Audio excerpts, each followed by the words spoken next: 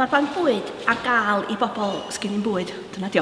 Y syniad ydy bod bobl sydd wedi cyrraedd amgylchiadau pan sgynnu nhw'n pres i bynnu bwyd neu mae'n ddewis rhwng bwyd a goresogu, bod nhw'n gallu cael llythyr sy'n dweud wrthyn nhw bod gen nhw'n hawl i ddod i fan hyn i gael pecyn bwyd. A syniad ydy bod yn para 3 diwrnod i gadw nhw fynd mewn argyfwng. Gan ddim i fod yn beth tymor hir, ond weithiau mae amgylchiadau bobl yn golygu bod yn mynd ymlaen mwy na fysa rhywun yn licio, ynde. Mae'r twf o flwyddyn i flwyddyn i weld, ynde. Oedd yna ddim merchar sefnos nôl, pen dos yna 9, ond dwi'n mynd 9 o bobl, achos oedd 4 o hynna'n deulu, felly sy'n hynna wedi gallu bod yn 16 o bobl, de.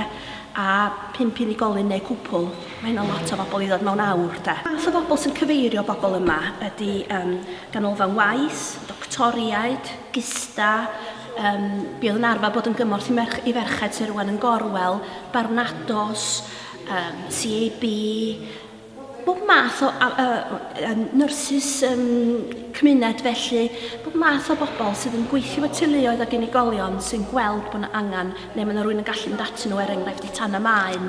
Felly mae yna bobl sydd yn dod sydd efo salwch, salwch meddwl, salwch corfforol. Ella bod yna beth yn mynd o'i le efo'i buddal nhw.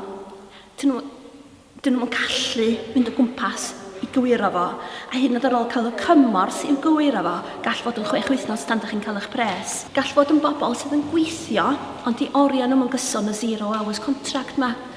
Ac os ydych chi'n gweithio oriau anghyson, ydych chi'n gallu cynllunio'ch gwariant, ac os ti'n gaea oer fel oedd y gaea dwytha, beth ydych chi'n wedi gwneud?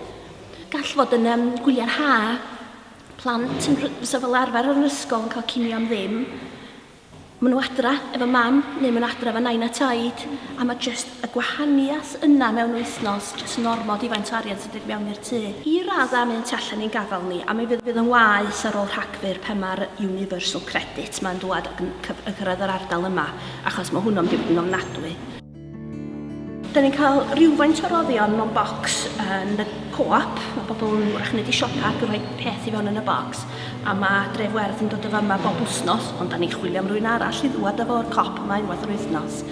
Mae rhywfaint yn cael ei roi yn anuniongyrchol, ella trwy eglwysi ac yn y blaen. Mae bobl yn dod ar llun o traws neu penryn yr enghraifft. Fel arall, da ni'n cael rhywfaint o bres pan mae bobl yn defnyddio eu cardyn glas yn y co-op, ond mae'r rhan fwyaf yn dod drwy roddion ariannol gyn bobl.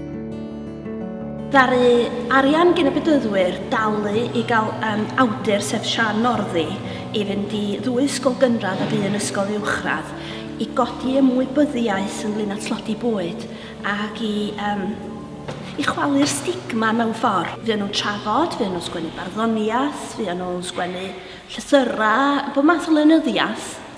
Ac wedyn ddaru Mari Gwent, artist weithio fy nhw, sy'n nhw'n gwneud platia bwyd gocio bach a brawddeg ar y platia, ac yn nhw ddigon i godw'r deigryn yn eich llygach chi a deud y gwir ynde. Cwpwr gwag yn ofnus. Cwpwr gwag yn ddiawledig. Mae pawb eisiau bwyd. Da ni'n agor am awr y dydd ar ddillun dy Merchar a dy Gwenar, a dwi wedi sylwi na rhyw batrwm debyg i hynny sy'n am o'n llefydd eraill hefyd. Mae eisiau cael gwirfoddolwyr, dyna di'r peth. Os ydyn ni'n ymestyn o'i 2 awr yn hytrach nag awr, mae eisiau gwirfoddolwyr i aros yn hirach. Fel beth ni fel ardal ydy peidio beio bobl.